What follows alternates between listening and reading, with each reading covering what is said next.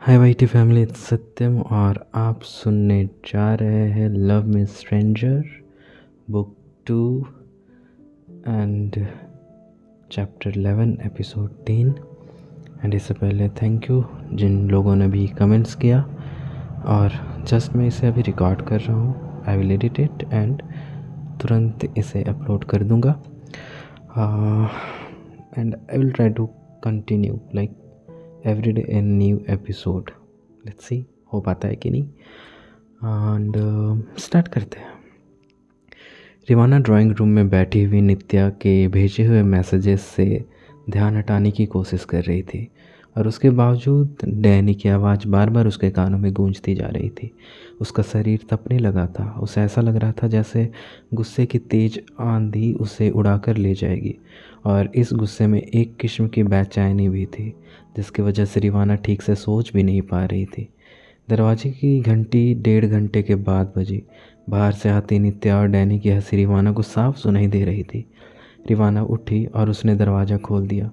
जिस तरह से बिना दोनों की ओर देखे रिवाना वापस कुर्सी पर जा बैठी, उससे डैनी और नित्या दोनों थोड़े हैरान हुए। डैनी को तुरंत समझ आ गया कि कुछ तो गड़बड़ है। क्या हुआ? उसने पूछा। रिवाना ने सख्त चेहरा बनाए हुए नित्या की ओर देखा। नित्या के चेहरे पर मखौल उड़ाने जैसा एक भाव था जिससे लग रहा था कि वो जानती है कि रिवाना को क्या हुआ है। रिवाना ने डैनी को फ़ोन दे दिया। डैनी ने फ़ोन ले लिया और ऑडियो फाइल चला दी। उसे समझ में आ गया कि रिकॉर्डिंग कब हुई है। सुबह में रिवाना के ऑफिस जाने के बाद जब डैनी नित्या के साथ ग्रीन टी पी रहा था तब, मुझे समझ नहीं आ रहा मैं क्या करूं। डैनी की आवाज़ कमरे में खामोशी में गूंजी। क्यों, क्या हुआ? ये नित्या की आवाज़ थी। जब भी रिवाना मुझसे शादी की बात करती है मुझे परेशानी होने लगती है। मैं उसके साथ रहना चाहता हूँ लेकिन मुझे समझ नहीं आता कि वो हर वक्त शादी की बात क्यों करती है। जैसे कि हम एक रिलेशनशिप में हैं इसलिए क्योंकि हमें शादी करनी है, वो ऐसा क्यों करती है? तुमने उसे बताया? तुम्हें लगता है वो समझेगी? मुझे हमेशा उसके सामने झूठ बोलना पड़ता है कि हम शादी करेंगे, लेकिन ये शादी का पूरा ख्याल ही मेरे दिमाग का दही बना देती है। मैं रिवाना से प्यार करता हूँ लेकिन उसकी इस एक बात से मुझे चिढ़ होती है। तो तुम रिवाना से शादी नहीं करना चाहते? नहीं, मैं नहीं करना चाहता। शादी की ज़रूरत का मतलब ही मुझे समझ नहीं आता। ऑडियो ख़त्म हो गया था। डैनी को समझ नहीं आ रहा था कि वो कहाँ देखे। वो जो महसूस करता है उसने कह दिया था, लेकिन रिवाना के पीछे और यही बात उसके भीतर अपराध बोध भर रही थी। डैनी रिवाना की ओर देख भी नहीं सकता और वो नित्या की ओर मुड़ गया। ये क्या है? उसने कहा। रिवाना ने मुझसे कहा कि तुम उससे शादी करोगे। मैंने कहा कि नहीं करोगे।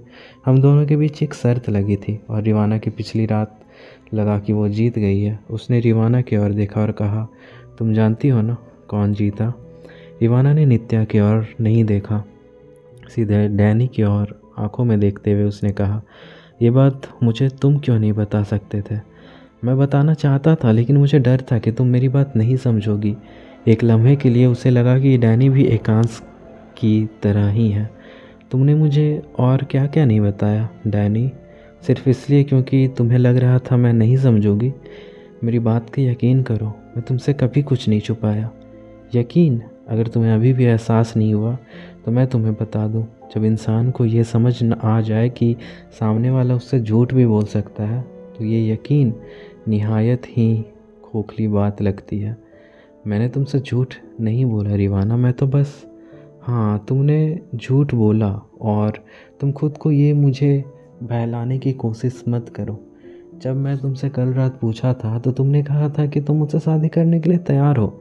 तुम आदमी लोग कुछ चीज़ों को लेकर साफ साफ बात क्यों नहीं कर पाते?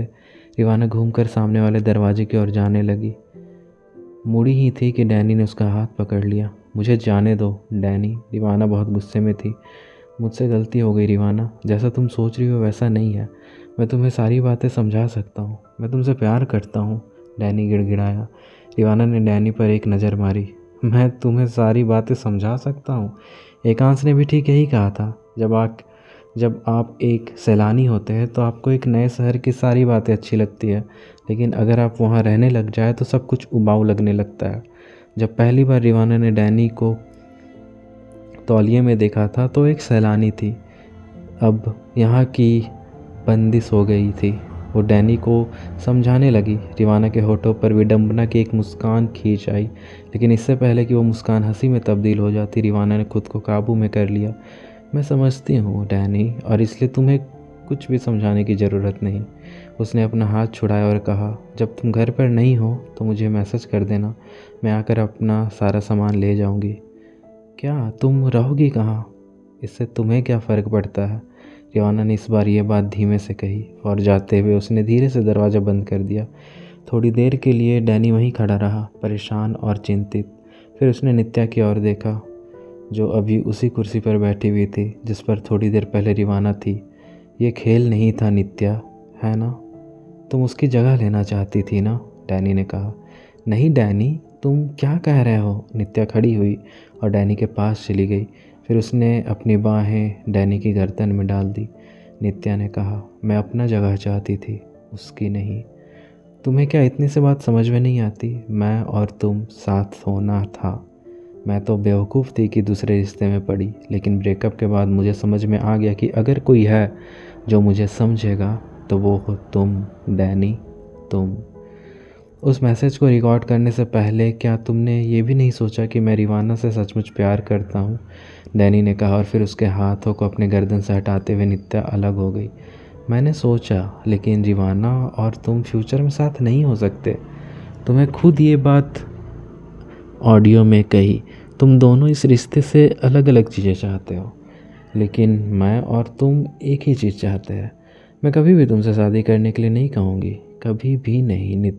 नित्या ने फिर से डैनी के करीब आने की कोशिश की, लेकिन डैनी ने उसे रोक दिया। तुम अपने फ्लैट पर वापस चली जाओ नित्या। डैनी सुनो, तुम समझ नहीं रहे हो अभी। नित्या, इससे पहले कि मैं भूल जाऊँ कि तुम मेरी बेस्ट फ्रेंड थी। नित्या डगमगाई। डैनी अपने बेडरूम में चला गया। उसने खुद को कमरे में बंद कर लिया। अंधेरे में अपने फ्लैट से रिवाना ने सीधे गोरेगांव ईस्ट के लिए एक ऑटो ली। उसकी चहचेरी बहन मेघना गोरेगांव ईस्ट में रहती थी। रिवाना ने उसे फ़ोन करके पूछ लिया था कि वो घर में है कि नहीं। वो घर में थी। रिवाना अपने आंसू पोंछती जा रही थी, लेकिन आंसू रुकने का नाम भी नहीं ले रही थी। उसे मालूम था कि ऐसी कई सारी चीज़ें थी जो उसने भी डैनी को नहीं बताई थी, और अपने भी गलतियों के लिए वो डैनी को ही दोषी मान रही थी। ये समझते हुए भी रिवाना डैनी को माफ़ नहीं कर पा रही थी। वो उसे फ्लैट में वापस नहीं जाएगी, और ये बात तय थी। क्या वो डैनी के पास वापस जाएगी? वो इस सवाल के जवाब के बारे में सोचने को तैयार नहीं थी, क्योंकि उसे अभी ये भी मालूम नहीं था कि ये सवाल था भी या नहीं। मेघना ने ही रिवाना के लिए दरवाज़ा खोला। दोनों 9 या 10 महीनों के बाद मिल रहे थे। रिवाना पहली बार मुंबई आई थी तो मेघना के साथ ही रुकी थी, और इसके बाद यहीं से उसने अपने पीजी में शिफ्ट किया था। कितना कुछ बदल गया था इन महीनों में, रिवाना ने सोचा, और मेघना को गले लगा लिया। तुम्हें अपनी मेघना दी की तभी याद आती है ना, जब तुमको कोई काम पड़ता है। इतने महीनों से कहाँ थी तुम? मुझसे गलती हो गई दी। मैं हमेशा से चाहती थी कि फ़ोन करूँ और मिलने आऊँ, लेकिन वक्त का पता नहीं चलता। मैं बिज़ी थी और पता नहीं क्या क्या। कोई बात नहीं, मैं अभी सबको यही बहाने देती हूँ। दोनों हंस पड़े और मेघना रिवाना के ड्राइंग रूम में ले आई। मेघना ने ऑफिस के कुछ काम को ख़त्म करने के इरादे से अपने लैपटॉप खोल लिया, और रिवाना वहीं ड्राइंग रूम में सोफ़े कम बेड पर लेट गई। उसे जहाँ से वो रात भर एकांश को फ़ोन पर बात किया करती थी, वो वक्त आखिर कहाँ चला गया? उस रिवाना को क्या हुआ जो ज़िंदगी से इतनी खुश थी? ज़िंदगी आपको मौत से ज़्यादा मारती है, रिवाना ने सोचा, और अपनी आंखें बंद कर ली। तभी दरवाजे की घंटी बजी। मिनी देखो ना प्लीज़, कौन है? मेघना ने बेडरूम से ही दरवाज़ा आवाज़ दी। बिल्कुल दी। रिवाना खड़ी हो गई और दरवाज़ा खोल दिया। दरवाजे पर एक लड़का खड़ा था।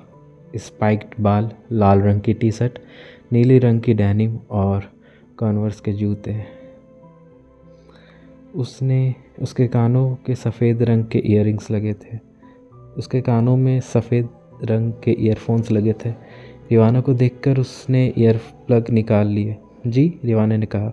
वो मेघना यहीं रहती है ना? उसके लहजे में लग रहा था कि वो नॉर्थ ईस्ट से था। हाँ। रिवाना ऐसे लड़के से मुंह से मेघना का नाम सुनकर हैरान हुई। तुम कौन हो? लड़के ने पूछा। मैं रिवाना, उसकी कज़िन। लेकिन तुम कौन हो? मैं यहीं रहता हूँ। Excuse me? मैं मेघना के साथ रहता हूँ। इससे पहला कि रिवाना को समझ जाता, उसका मुंह खुला का खुला रह गया। मेघना उसके पीछे आकर खड़ी हो गई। अंदर आओ रिजू, मेघना ने कहा। रिवाना किनारे हट गई और रिजू अंदर चला आया। मुंह हाथ धो लो, मैं तुम्हारे लिए चाय बनाती हूँ, मेघना ने कहा। रिजू ने सिर हिलाया और भीतर चला गया। मेघना ने दरवाज़ा बंद करते हुए कहा, आदिल और मेरा तलाक हो गया है। घर में किसी को कुछ नहीं मालूम है और मुझे उम्मीद है कि तुम भी ये बात किसी को नहीं बताओगी। इतना कहते हुए मेघना ड्राइंग रूम की खिड़की के पास चली गई। उसे मालूम था कि रिवाना उसके पास आएगी। आदिल था और आपका तलाक हो गया है? हमने बहुत कोशिश की लेकिन कुछ नहीं हुआ। थोड़ी देर की खामोशी के बाद मेघना ने फिर कहा, या शायद हम दोनों में से ही किसी ने ये कोशिश नहीं की क्योंकि हम जानते थे कि अगर हम कोशिश करते तो हमारा रिश्ता बच जाता। जिस रिश्ते को बचाना पड़ता है वो भी तो कोई रिश्ता नहीं होता। मैं समझ नहीं पा रही मेघना दी, अगर आप दोनों को ये रिश्ता नहीं चाहिए तो फिर आप लोग अपने परिवारों से इतना लड़े क्यों? मैं इस बारे में अब और कोई बात नहीं करना चाहती मीनी। रिजू के साथ मैं नई शुरुआत करने के लिए कोशिश कर रही हूँ, ज़िंदगी की नई शुरुआत। लेकिन वो तो सेकेंड ईयर का स्टूडेंट है कॉलेज में, मुझसे 13 साल छोटा है। और आपको ये ठीक लगता है? मेघना ने रिवाना की ओर देखा और कहा, आदिल के साथ मैंने प्यार किया था, मुझे तो अच्छा लगा था ना। मैंने रिश्ते को ख़राब अच्छा ओके नॉट ओके के खानों में रखना बंद कर दिया है। खिड़की से आती हुई हवा ने रिवाना के बाल सहलाए। कुछ लटें रिवाना के चेहरे पर आई और गिरी और रिवाना ने बेख्याली से उन्हें हटाया। लेकिन जो अभी अभी उसने सुना था उस बात को समझने की कोशिश में रिवाना उलझी हुई थी। मैं सबके लिए चाय बनाती हूँ, मेघना ने कहा और किचन में चली गई। रिवाना को रिजू से कोई परेशानी नहीं थी लेकिन वो उससे पूरी शाम ठीक से बात नहीं कर पाई। जब सब खाने के लिए बैठे तो रिवाना ने देखा कि मेघना रिजू के साथ वाकई खुश है। जिस तरह से दोनों बातें कर रहे थे, किसी न किसी बहाने एक दूसरे को छू रहे थे, एक दूसरे का हाथ पकड़े हुए खाना खा रहे थे। और जिस तरह मेघना रिजू का ख्याल रख रही थी उससे दोनों की नज़दीकी का पता चल रहा था। फिर भी ये सब रिवाना को परेशान कर रहा था। वो जानती थी कि मेघना जो भी कर रही है इसलिए कर रही है क्योंकि उसके सामने कोई और रास्ता नहीं बचा था। बात उम्र की नहीं थी लेकिन जिस तरह मेघना उस रिश्ते में खुद को फिट करने की कोशिश कर रही थी, रिवाना को वो सब कुछ स्वाभाविक नहीं लग रहा था।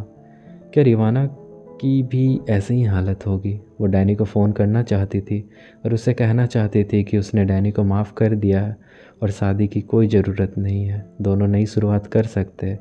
लेकिन उसे लगा कि वो भी तो एक इंसान थी और इंसानों के हर फैसले का एक नतीजा होता है। फ्लैट पर उसके वापस जाने का कोई नतीजा निकलता, उसके इस फ्लैट में वापस आने का कोई फल निकलता और डैनी के पास वापस जाने का कोई और नतीजा होता। अगर वापस जाने के बाद भी डैनी ने उससे और भी तवज्जो देना बंद कर दिया तो। रिवाना वॉश बेसिन के पास गई और उसने अपने चेहरे पर ठंडे पानी की छींटें मारी। उसकी दिमाग फ़िलहाल ऐसे ट्रैफिक सिग्नल बना हुआ था जहां उसके ख्यालों की गाड़ी किसी भी तरह की नियम को मानने के लिए तैयार नहीं थी और इसकी वजह से दिमाग में भयंकर ट्रैफिक जाम हो गया था। रिवाना सोफ़ा कम बेड पर जाकर लेट गई और सोचती रही कि अगर एकांश ने उसे धोखा नहीं दिया होता तो क्या होता। दोनों साथ रह रहे होते और बहुत सारी खूबसूरत यादें साथ साथ बना रहे होते। उसने MBA के लिए अप्लाई कर दिया होता लेकिन रिवाना ने बिना सगाई के उसे जाने नहीं दिया होता। 2 साल के बाद उसने शादी हो गई होती, दोनों वहीं विदेश में किसी खूबसूरत सी जगह पर रह रहे होते और फिर दोनों अपनी ज़िंदगी खुशी खुशी गुजार ली होती। लेकिन ऐसा नहीं हुआ ये कि एकांश कमीना निकला। इस पूरे प्रसंग से उसे एक सबक मिल गया, आप चाहे किसी को कितना भी प्यार क्यों नहीं करते हो, रिश्ते में खटास आ ही जाती है। रिवाना ने सोफ़ा कम बेड पर करवट ली और सोने की कोशिश कर रही थी कि दरवाजे की घंटी बजी। उसने अपने मोबाइल फ़ोन में वक्त देखा, 11:30 बज रहे थे। वो थोड़ी देर वैसे ही लेटी रही इस उम्मीद में कि मेघना या रिजू बाहर आकर दरवाज़ा खोलेंगे। फिर उसे अचानक याद आया कि दोनों डिनर के लिए फ़िल्म देखने के लिए गए थे। उन्होंने उससे भी साथ चलने को कहा था लेकिन रिवाना ने झूठे सिरदर्द का बहाना कर दिया। रिवाना खड़ी हो गई, दरवाजे पर गई। उसने दरवाजे में बिना बने हुए छेद से बाहर देखा और घंटी बजाने वाले इंसान को देखकर उसका दिल उसके मुंह में आ गया। हिया, रिवाना बुदबुदाई। उसके हाथ पांव ठंडे पड़ गए थे। और दोस्तों ये चैप्टर यहीं ख़त्म होता है।